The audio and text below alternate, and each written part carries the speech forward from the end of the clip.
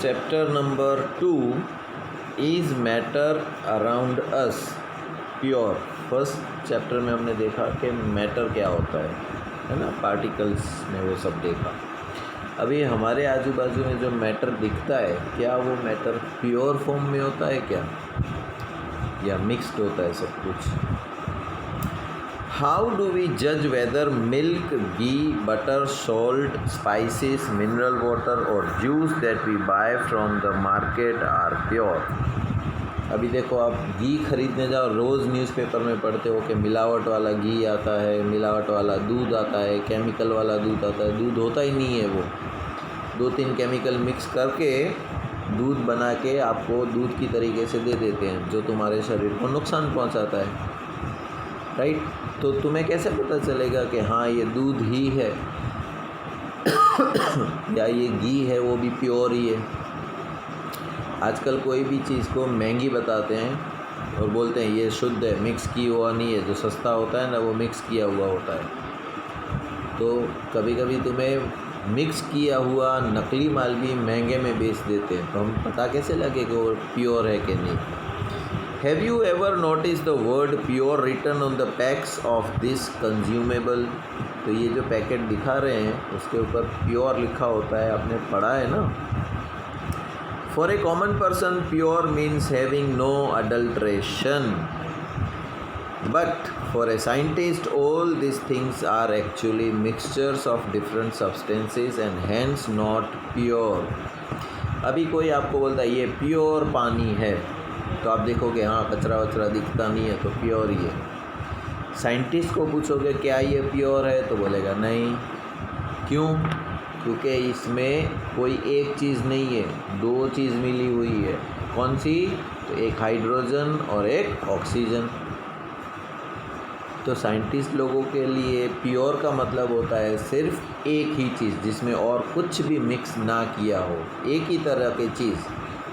तो पानी में भी वो लोग तो बोलते हैं नहीं ये पानी, दूध में कैसे हम बोलते हैं तो पानी मिक्स किया हुआ दूध है। तो पानी मिक्स होता है तो दूध में कुछ होता नहीं है, ख़राब हो जाता है क्या? नहीं होता है, खाली दूध बढ़ जाता है। एक जना पी सकता था, वो 2 जने पिएंगे, लेकिन उतनी शक्ति नहीं मिलती, शक्ति कम हो जाती है ना? उसी तरह साइंटिस्टों के लिए प्योर का मतलब होता है कोई एक ही चीज़ होती है, उसके अंदर दूसरी कोई चीज़ नहीं होगी। हाइड्रोजन, तो उसके अंदर सिर्फ हाइड्रोजन और कुछ नहीं, तो उसको वो प्योर बोलेंगे। अगर हाइड्रोजन में ऑक्सीजन मिला है तो बोलेंगे अब ये प्योर नहीं है। ठीक है। For example, milk is actually a mixture of water, fat, protein. अभी दूध कितना भी साफ़ हो, गाय में से निकाल के डायरेक्टली हमको बोले कि ये प्योर है, देखो, तो साइंटिस्ट बोलेगा नहीं, इसके अंदर भी पानी है, इसके अंदर भी फैट है और इसके अंदर भी प्रोटीन है, तो ये प्योर नहीं हुआ। प्योर का मतलब तो उसके अंदर सिर्फ एक ही चीज़ होनी चाहिए, तब वो प्योर कहलाएगा। अभी जैसे मार्केट में दूध पाउडर आता है, पाउडर वाला दूध है ना, तो उसके अंदर कुछ नहीं होता है, सिर्फ पाउडर ही होता है। A pure substance consists of a single type of particle. In other words, a substance is a pure single form of matter. As we look around, we can see most of the matter around us exists as a mixture of 2 or more pure components, sea water, mineral, soil, etc. तो आजू बाजू में कोई भी चीज़ देख लो तुम, हर चीज़ में कोई ना कोई दूसरी चीज़ मिली हुई है, प्योर फॉर्म में तो है ही नहीं। तो मिक्सचर किसको बोलते हैं हम, है ना? मिक्सचर। अभी हम बोलते हैं कि प्योर नहीं है, मिक्सचर है किसी ना किसी चीज़ का। तो मिक्सचर का मतलब है कि 2 अलग अलग प्रकार की चीज़ें मिक्स की गई है, right? Mixtures are constituted by more than one kind of pure form of matter. अभी हाइड्रोजन भी प्योर अकेला, ऑक्सीजन भी प्योर अकेला, जब दोनों को मिक्स किया तो ये बना प्योर हाइड्रोजन और प्योर ऑक्सीजन, लेकिन अंदर 2 चीज़ है, इसीलिए इसको हम बोलते हैं mixture. We all know that dissolved sodium chloride can be separated from water by the physical process. So evaporation. However, sodium chloride is itself a pure substance and cannot be separated by physical process into its chemical components. अभी देखो पानी लिया, उसके अंदर हमने नमक add कर दिया, तो नमक वाला पानी हो गया। अभी उस पानी को सुखा देते हैं, है ना, तो पानी तो उड़ जाएगा ना। तो पानी उड़ गया तो उसमें क्या रह गया अभी, नमक यानी कि सोडियम और क्लोराइड। अभी उसको भी हम अलग कैसे करें, सोडियम को भी अलग करना है और क्लोराइड को भी अलग करना है, तो नहीं कर सकते हैं। Similarly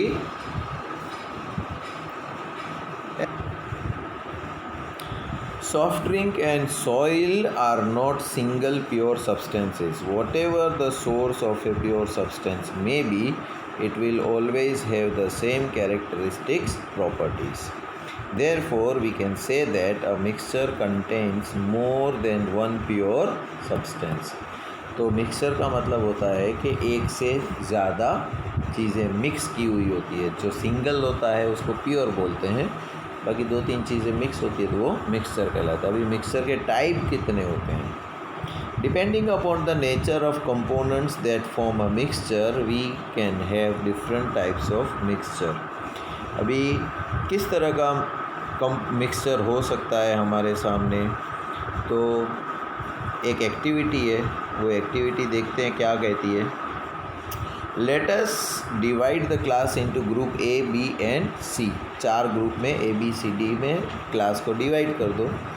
group A takes a beaker containing 50 ml of water and 1 spatula full of copper sulphate powder. एक ग्लास के अंदर कॉपर सल्फेट पाउडर और उसके अंदर 50 ml पानी डालना है।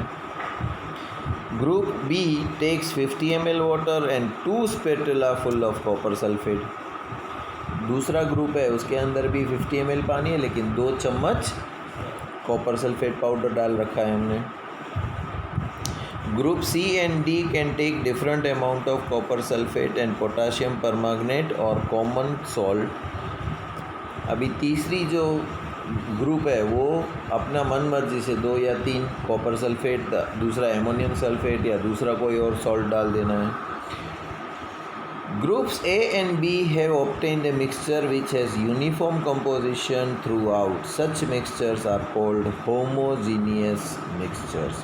अभी ग्रुप A और ग्रुप B में पानी लिया और कॉपर सल्फेट सॉल्यूशन डाल के हिला दिया हमने सिर्फ, है ना। एक में 1 चम्मच डाला, दूसरे में दूसरा चम्मच डाला, तो वो होमोजीनियस मिक्सचर कहलाता है। अभी कहीं से भी आप निकालोगे तो हर जगह से तुम्हें कॉपर सल्फेट सॉल्यूशन मिलेगा।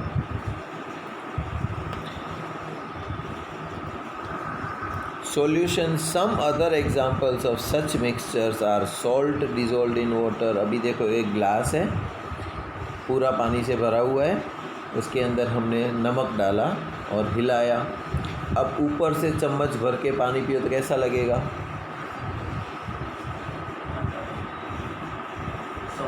सॉल्टी लगेगा। बीच में से चम्मच निकाल के पिया तो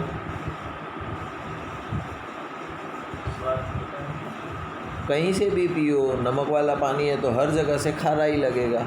अच्छा, नमक हटा दो, उसमें शुगर डाल दी हमने और फिर हिला लिया, फिर ऊपर से चम्मच से पिया तो पानी कैसा लगेगा, बीच में से और नीचे से। तो पूरे ग्लास में कहीं से भी भरो तुम, उतना ही मीठा लगेगा। ऐसा नहीं कि ऊपर का ज़्यादा मीठा पानी है और नीचे का कम मीठा पानी है।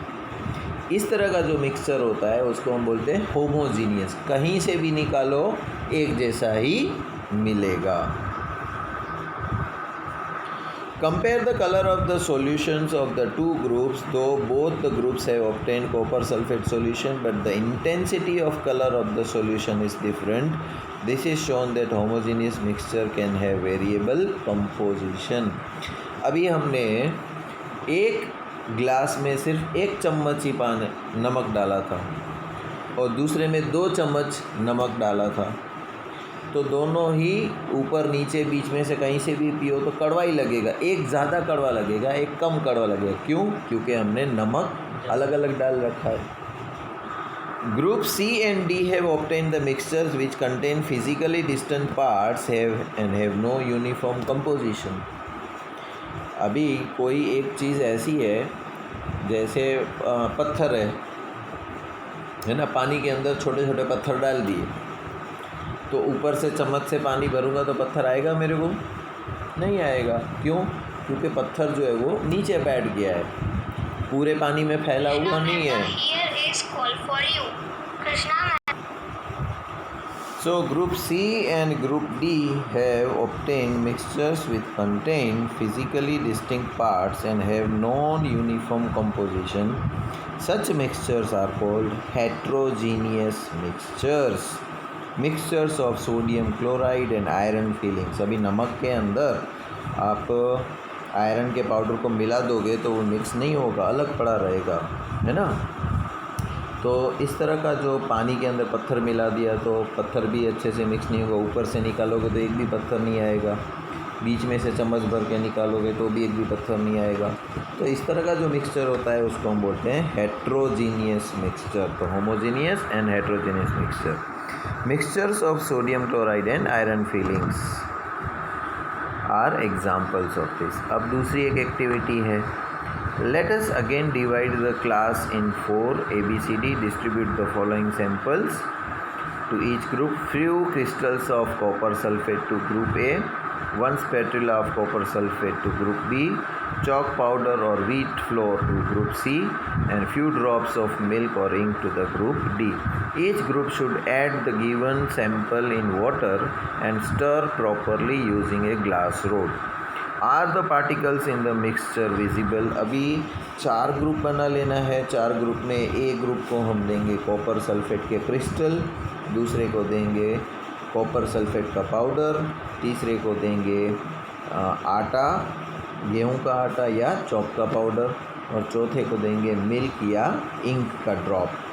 अब इन सबको बोलेंगे कि अपने अपने पास जो भी चीज़ है उसको आप पानी में मिक्स कर लो और चम्मच से हिला लो।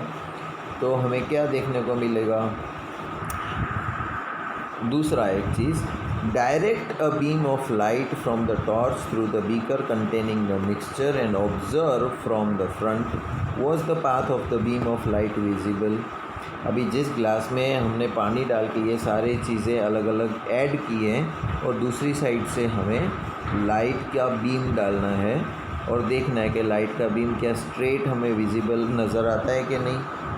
Leave the mixture undisturbed.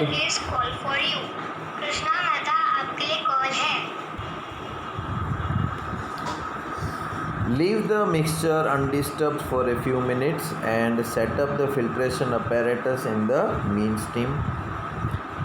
Is the mixture stable or do the particles begin to settle after some time? तो हमने पानी में मिला के रख दिया, थोड़ी देर उसको टच भी नहीं करना है, अनडिस्टर्ब्ड रहने दो। तो थोड़ी देर बाद क्या होगा कि हमें देखना है कि सारे के सारे पार्टिकल्स नीचे बैठ जाते हैं या तैरते रहते हैं, क्या होता है हमें देखना है। Filter the mixture. Is there any residue on the filter paper. थोड़ी देर बाद उसको सारे मिक्सचर को एक फ़िल्टर पेपर से पास करवा लो और देखो कि सारा का सारा पास हो गया या फ़िल्टर पेपर में कुछ बच गया। So group A and B have got a solution. तो ग्रुप ए और बी था, उसके पास था सॉल्यूशन। ग्रुप सी के पास जो है वो है सस्पेंशन, जो हवा पानी में तैरते रहने वाले मटेरियल है। और ग्रुप डी के पास जो था वो है कोलोइडल सॉल्यूशन। क्यों? क्योंकि ग्रुप डी में हमने उसको दिया था दूध या इंक, जो पूरे में मिक्स्ड हो जाता है ना। तो मिक्सचर कितने प्रकार के हुए हमारे पास? एक होता है होमोजीनियस, एक होता है हेट्रोजीनियस, एक होता है सॉल्यूशन, एक होता है सस्पेंशन, एक होता है कोलोइडल सॉल्यूशन।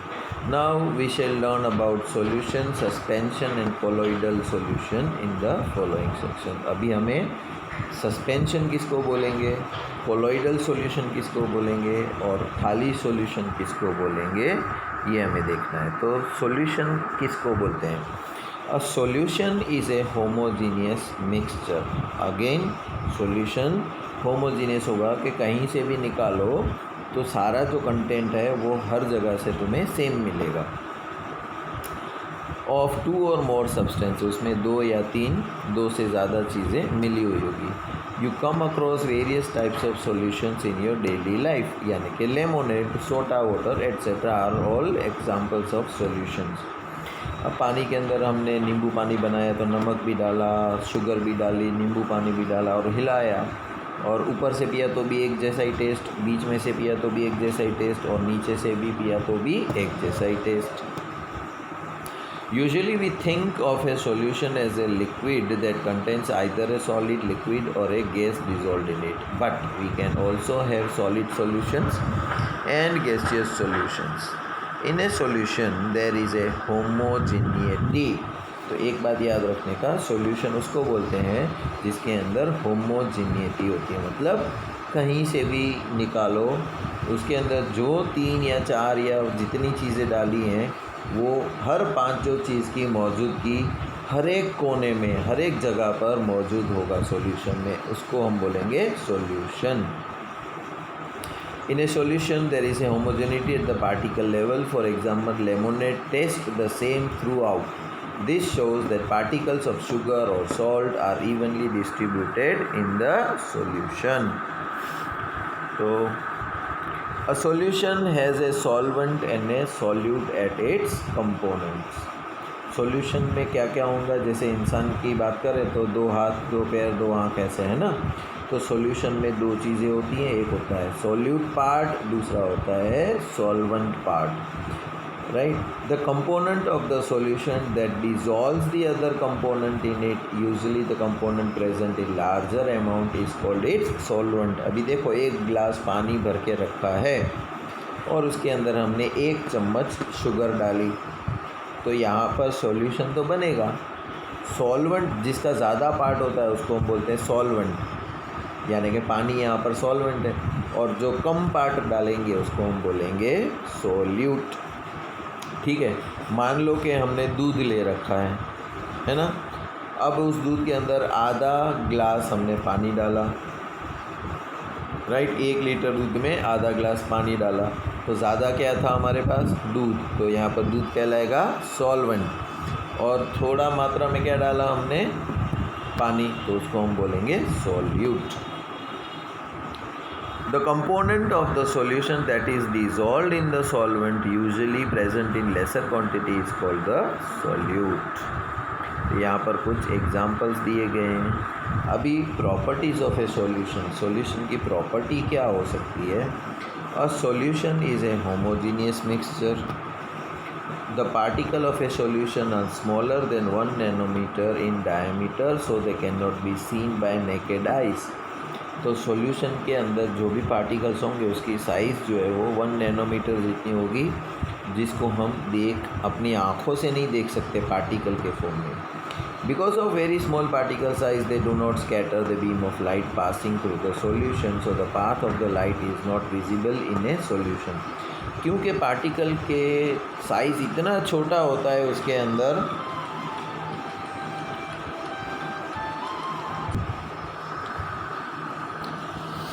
क्योंकि पार्टिकल्स इतने छोटे होते हैं जो हमें खुली आँख से नहीं दिखते, तो वो लाइट के बीम को स्कैटर नहीं करेंगे, तो स्कैटर नहीं करेंगे तो हमें लाइट का पाथ नहीं दिखेगा। ठीक है, the solute particles can not be separated from the mixture by the process of filtration. अभी हम सोचते हैं कि फ़िल्टर लगा के, अभी देखो हमने पानी के अंदर शुगर मिला दी, अब वो पानी शुगर वाला हो गया, अब फ़िल्टर लगा के उसके ऊपर से पानी डालेंगे तो शुगर फ़िल्टर पेपर पे रह जाएगी और पानी नीचे चला जाएगा, ऐसा नहीं होगा।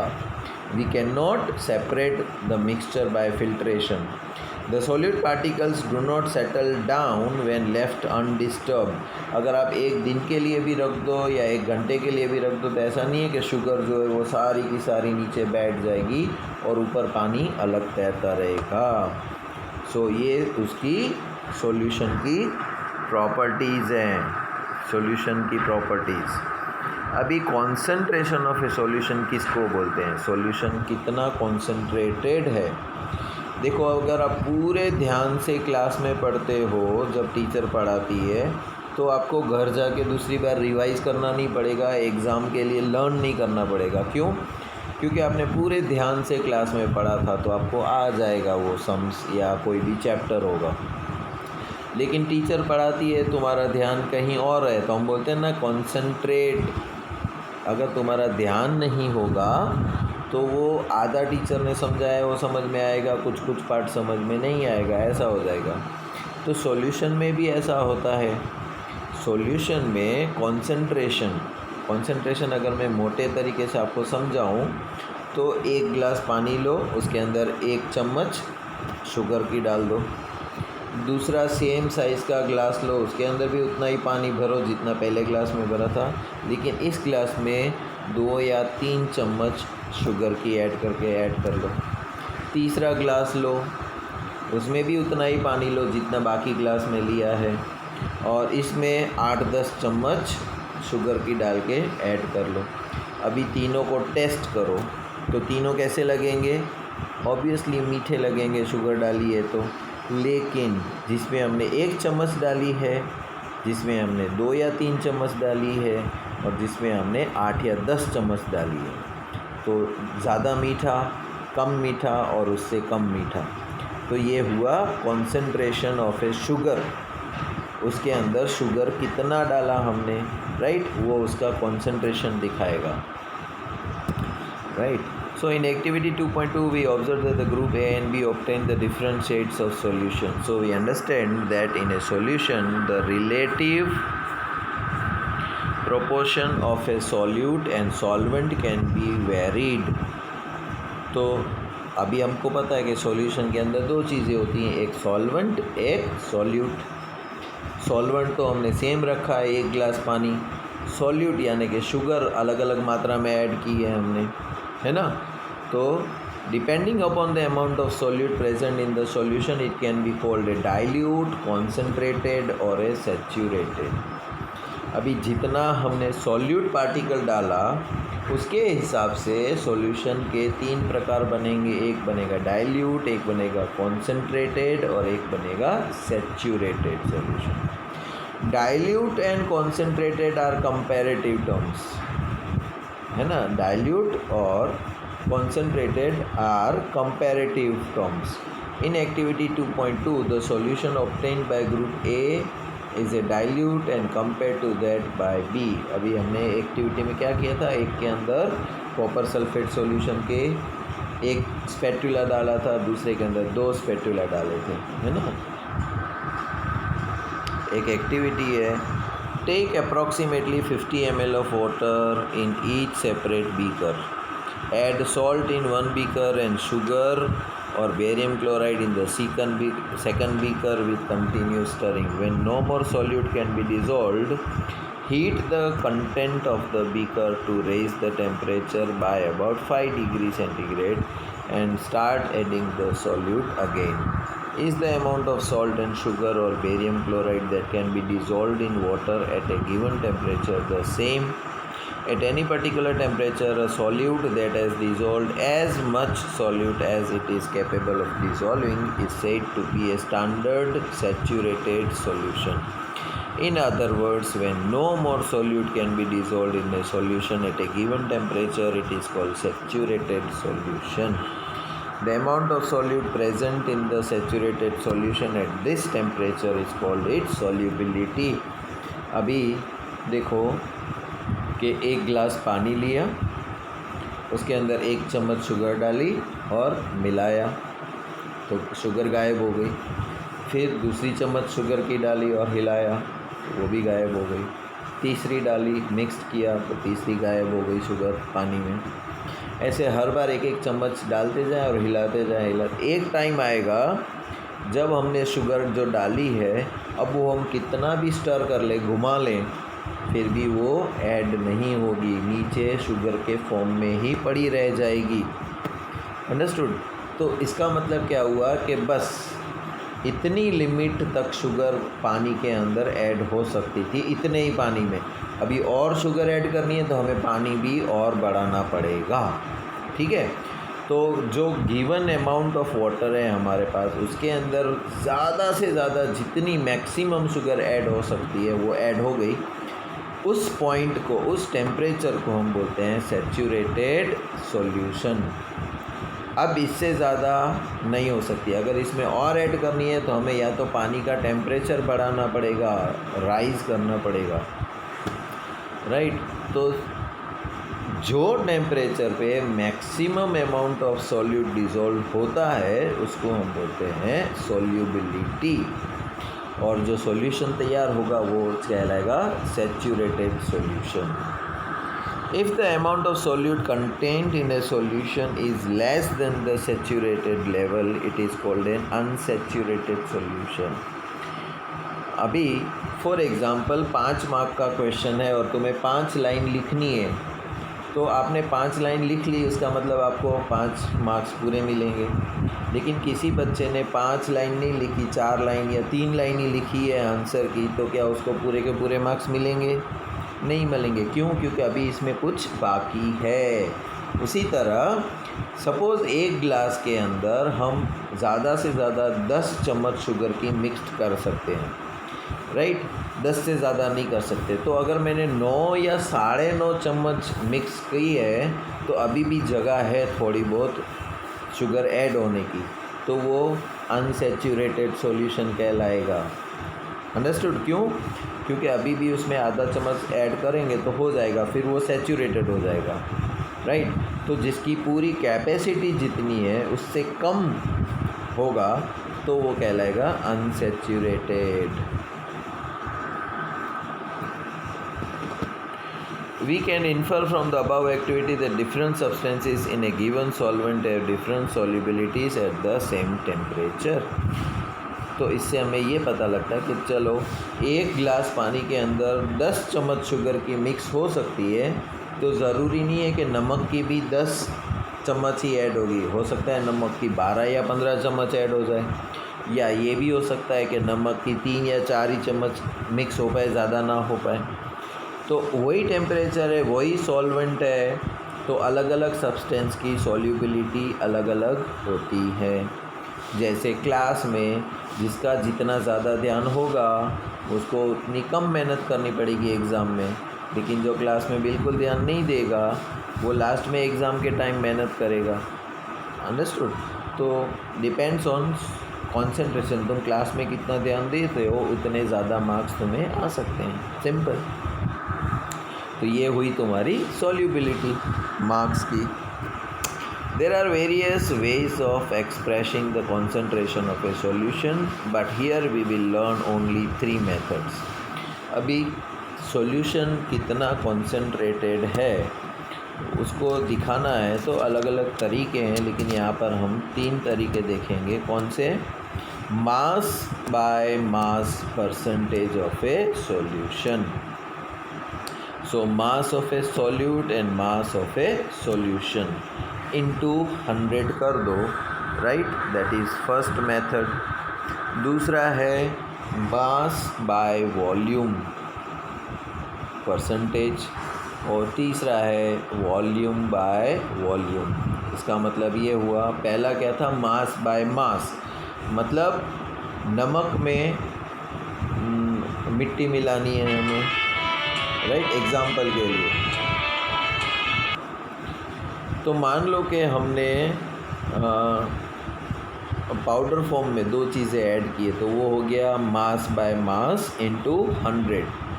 अभी दूसरा मान लो कि एक हमने लिया पानी और उसके अंदर मिलाया शुगर, तो वो हो गया mass of a solute divide by volume of a solution. तो कितना ग्राम लिया था हमने सॉल्यूट और कितना पानी लिया था। तीसरा है दोनों लिक्विड हो सकता है कि भाई दूध के अंदर पानी मिलाना या दूध के अंदर तेल मिलाना या तेल के अंदर पानी मिलाना, तो that will be volume of a solute divided by volume of a solution into 100। ठीक है। So volume by volume percentage of a solution, ये उसके एग्जाम्पल हैं। Then what is called the suspension, ये हम कल देखेंगे। ठीक है, सस्पेंशन किसको बोलते हैं, ये एग्जाम्पल देख लेते हैं। A solution contains 40 grams of common salt in 320 grams of water. तो 320 ग्राम पानी लिया है और 40 ग्राम हमने नमक लिया है, तो उसका कॉन्सेंट्रेशन अगर चेक करना है तो हम कैसे करेंगे, mass of a solute plus mass of a solvent, तो टोटल कहलाएगा सॉल्यूशन, है ना। तो 320 प्लस 40 टोटल बन गया हमारा 360।